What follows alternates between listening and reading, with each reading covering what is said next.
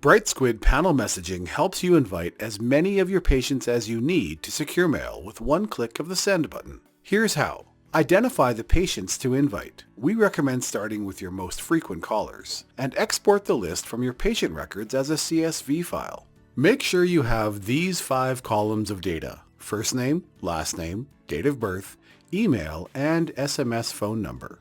From the panel messaging window, click Create New List. Give your list a name and description, as you can use the list again. Then upload the CSV file you just created. To compose the message, click Campaigns on the left, then Create Campaign.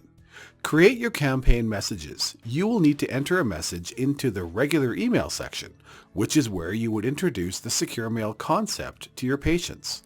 This email will include the Register Now link that your patients will need to click on to move to the registration step. This brings us to the secure mail content. This is the message that patients will see after they have completed registration. Here is a good place to talk about your intended use for secure mail with your patients.